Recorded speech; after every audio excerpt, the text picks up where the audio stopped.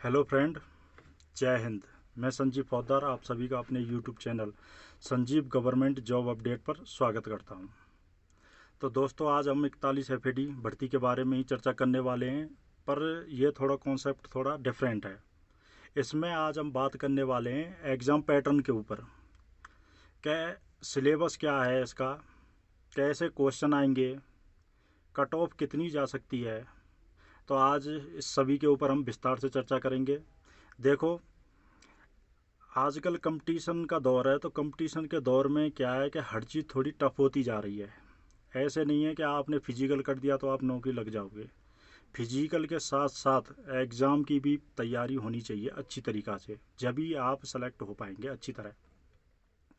तो भाइयों, आप जैसे रनिंग की तैयारी करें उसी प्रकार आपको एग्ज़ाम की भी तैयारी करनी है, क्योंकि आपका फिजिकल होने के जस्ट बाद ही आपका रिटन एग्ज़ाम होगा। तो आज हम इसमें फुल चर्चा करेंगे कौन से चैप्टर से कितने क्वेश्चन आ रहेंगे, नेगेटिव मार्किंग है या नहीं है, कितनी कट ऑफ जा सकती है। क्योंकि फिजिकल के साथ साथ क्या है, एग्ज़ाम पे भी ध्यान देना है, जब भी आपका सिलेक्शन होगा। क्योंकि आपके फिजिकल के जस्ट बाद ही आपका एग्ज़ाम है। अब जैसे एमटीएस और फायरमैन है, उनकी एग्ज़ाम डेट 4 अप्रैल को है, यानी आपका जो फिजिकल होगा उससे 2-3 दिन बाद ही आपकी रिटन एग्ज़ाम होगा। ट्रेड मैट्स का है, ट्रेड मैट्स का 15 अप्रैल का है एग्ज़ाम। और JOA जूनियर ऑफिस असिस्टेंट और मटेरियल असिस्टेंट, इनका 20 अप्रैल का एग्ज़ाम है। तो किस पोस्ट का कौन से स्टैंडर्ड का एग्ज़ाम रहने वाला है, ये सभी आज हम विस्तार से चर्चा करेंगे इस वीडियो में। क्योंकि फिजिकल के साथ साथ रिटन एग्ज़ाम की भी तैयारी करना ज़रूरी है, जब ही आपका सिलेक्शन श्योर होगा। ऐसे नहीं है कि आप फिजिकल करते रहो, रनिंग कर जाते हो आप अच्छा बढ़िया तरीक़ा से, पर आप एग्ज़ाम में तो कुछ कर ही नहीं पाएंगे। क्योंकि एग्ज़ाम क्वेश्चन पेपर 150 अंकों का है, तो इसकी कट ऑफ थोड़ी अप रह सकती है। इसलिए आज पूरे विस्तार से हम चर्चा करते हैं कौन कौन से चैप्टर से कौन कौन सी विषय पर क्वेश्चन पूछे जा सकते हैं। तो आज हम विस्तार से इसके बारे में जानते हैं।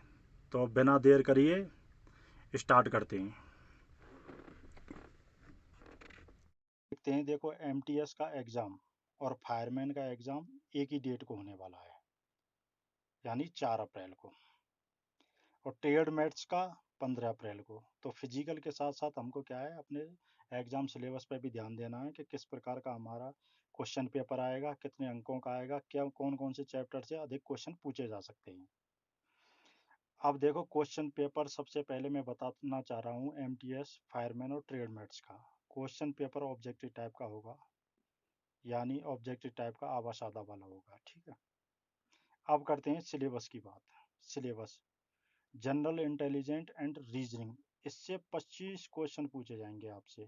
यानी एक क्वेश्चन आपका एक नंबर का रहेगा, ठीक है। एक नंबर का आपका क्वेश्चन रहने वाला है यहाँ पे। और बहुत से बच्चों का ये डाउट रहता है कि सर नेगेटिव मार्किंग रहेगी या नहीं रहेगी। आपको बताना चाह रहा हूँ, इसमें कोई नेगेटिव मार्किंग नहीं है। जितना क्वेश्चन हो सके उतना आप करने की कोशिश करें। अब देखो, यहाँ पे सामान्य बुद्धि एवं तर्क सहित रीजनिंग है। इसमें 2 चैप्टर होते हैं, वर्बल और नॉन वर्बल। वर्बल होता है और एक होता है नॉन वर्बल। वर्बल को बोलते हैं इसको, यानी हम पढ़ सकते हैं, यानी उनको हम पढ़ के उनका जवाब दे सकते हैं। और नॉन वर्बल वो होता है आकृति के बेस पे, यानी जल प्रतिबिंब हुआ, दर्पण हुआ, कागज मोड़ना हुआ, कागज काटना हुआ, आकृति की गिनती करना हुआ। यानी इनको हम आकृति बेस पर ही इनका क्वेश्चन का आंसर दे सकते हैं, ठीक है। अब मैं आपको इनमें चैप्टर भी बताऊंगा कि किस चैप्टर से क्वेश्चन ज़्यादा पूछे जा सकते हैं, ठीक है। तो जैसे कूट लेखन और कूट वाचन है, ये इंपॉर्टेंट है, इससे क्वेश्चन आपके लिए आएगा ही आएगा। 25 क्वेश्चन आएंगे, प्रत्येक क्वेश्चन 1 अंक का होगा। शब्द रचना भी आ सकता है, दिशा इम्पोर्टेंट है, रक्त संबंध भी इम्पोर्टेंट है, श्रृंखला। इसमें मैंने वो इम्पोर्टेंट चैप्टर ही लिखे हैं जिससे क्वेश्चन आपके आने के ज़्यादा चांसेस हैं, ठीक है। इनसे ही आपको क्वेश्चन पूछे जाएंगे। इनमें से जो थोड़ा इम्पोर्टेंट नहीं है उनको मैं बता रहा हूँ कि इनको इनको भी देखना है, पर ये इतने ज़्यादा इम्पोर्टेंट नहीं है। जैसे आपका हुआ घनघनाभ, इसमें से कम पूछेगा। एक आध क्वेश्चन पूछ ले तो पूछ ले, नहीं तो नहीं पूछेगा। बाकी के ये जितने भी 13 चैप्टर हैं, 13 चैप्टर बहुत ही इम्पोर्टेंट हैं। ये आपको आने चाहिए, ठीक है, इम्पोर्टेंट है ये क्वेश्चन। सिर्फ ये घनघनाभ वाला ही थोड़ा इम्पोर्टेंट नहीं है, बाकी जितने भी हैं आपके सब इम्पोर्टेंट हैं, इनसे क्वेश्चन पूछे जा सकते हैं। और अब नई भर्तियों में तो देखने को मिल रहा है कि न्याय निगम और कथन निष्कर्ष में से बहुत क्वेश्चन पूछे जाते हैं। तो इन कॉन्सेप्ट को अच्छी तरह आपको क्लियर करके चलना है, ठीक है। क्योंकि ये मैंने जो टॉपिक टॉपिक तो बहुत सारे हैं, पर मैंने क्या है यहाँ पे इम्पोर्टेंट इम्पोर्टेंट ही चैप्टर लिखे हैं यहाँ पे मैंने, जिनसे आपसे क्वेश्चन ज़्यादा पूछे जाएंगे, ठीक है। ये कॉन्सेप्ट आपको अच्छी तरीका से आने चाहिए, ठीक है। और नई भर्तियों में देखने को मिल रहा है अब कि कथन निष्कर्ष और न्याय निगम पे तो आप कंपटीशन के एग्जाम की तैयारी भी कर रहे हैं, बहुत ज़्यादा क्वेश्चन पूछे जाते हैं इनसे, ठीक है। अब आते हैं नॉर्मल, तो दर्पण वाला पूछ ही लेता है आपसे। श्रृंखला वाला ये आपसे पूछ भी सकता है, नहीं पूछ सकता, इतना इम्पोर्टेंट नहीं। कागज मोड़ना, काटना और आकृतियां गिनना।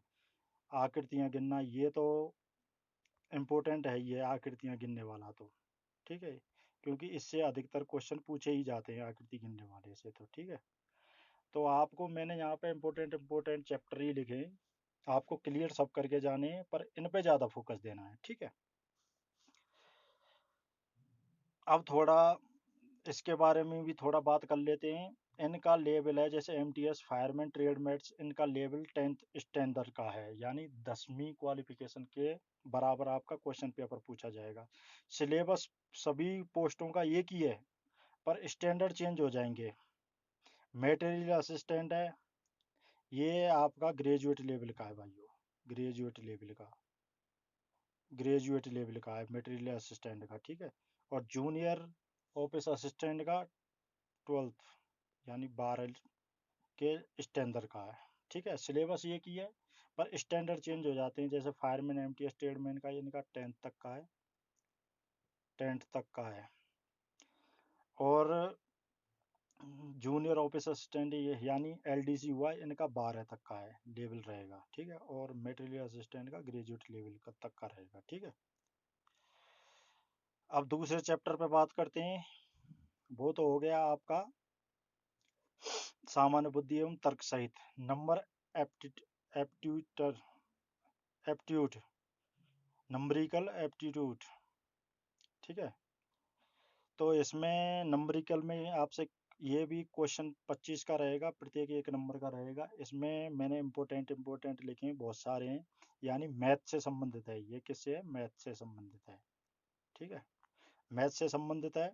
इसमें मैंने जो इम्पोर्टेंट चैप्टर हैं उनसे ज़्यादा क्वेश्चन पूछने की संभावना है, वही मैंने लिखे हैं। होने को तो बहुत चैप्टर हैं, ये सभी इम्पोर्टेंट है। नंबर सीरीज है, प्रतिशत हुआ, लाभ हानि हुआ, साधारण ब्याज, औसत हुआ, चक्रवृद्धि, नल टंकी, टाइम, दूरी, चाल, ट्रेन।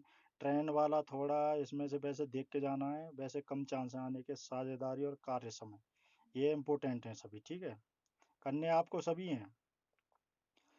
नंबरिकल एप्टीट्यूड यानी मैथ, जो सामान्य गणित होती है, ठीक है। अब बात करते हैं जनरल इंग्लिश की। सबसे ज़्यादा थोड़ा जो सेना की डिफेंस की तैयारी करते हैं, जो लेवल 10 तक के हैं, उनके लिए सबसे टफ टफ यही है। और ये टफ थोड़ा इसलिए है क्योंकि इसमें से 50 क्वेश्चन पूछे गए हैं और प्रत्येक 1 नंबर का है, ठीक है। तो इनमें मैंने कुछ इम्पोर्टेंट इम्पोर्टेंट चैप्टर लिए हैं, जो आपको थोड़ा थोड़ा देख के जाना है, ठीक है।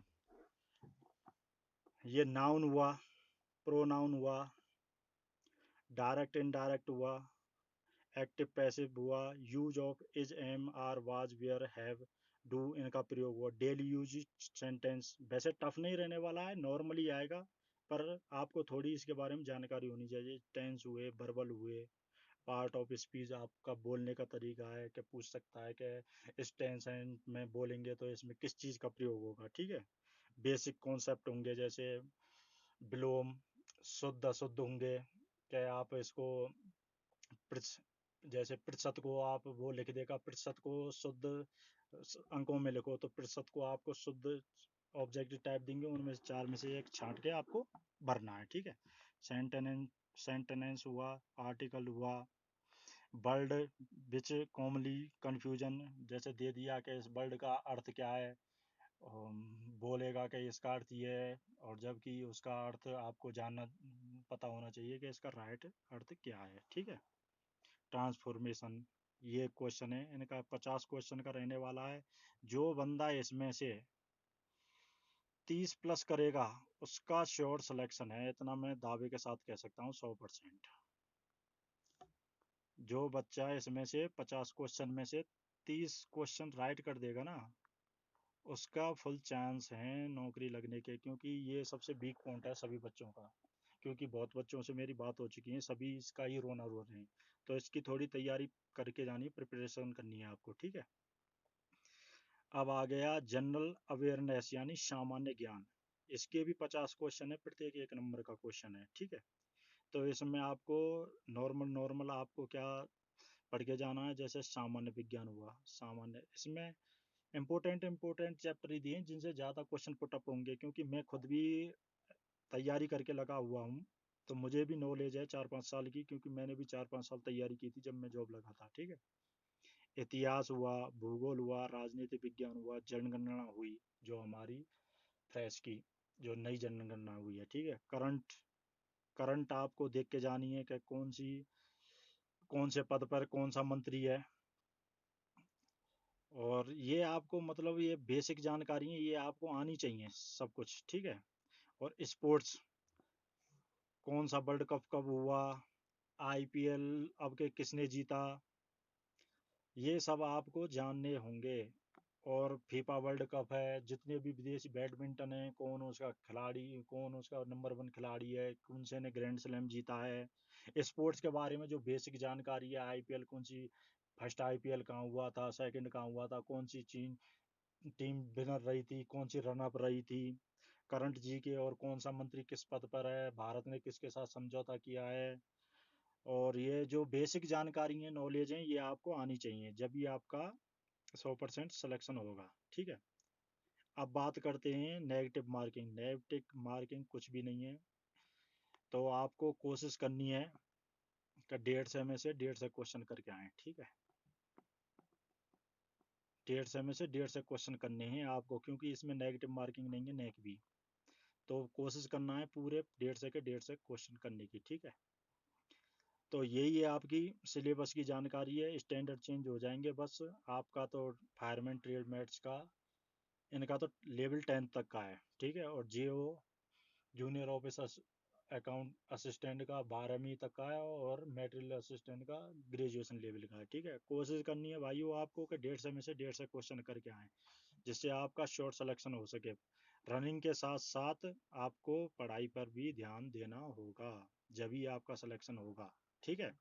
ऐसे नहीं है कि आप रनिंग कर रहे हैं, रनिंग ही करते रहेंगे तो हम सिलेक्शन ले जाएंगे। आज के ज़माने में एग्ज़ाम फाइट करना भी बहुत तगड़ी चुनौती है, इसलिए आप रनिंग के साथ साथ एग्ज़ाम की भी तैयारी करो, क्योंकि आपको टाइम नहीं मिलने वाला है इसमें।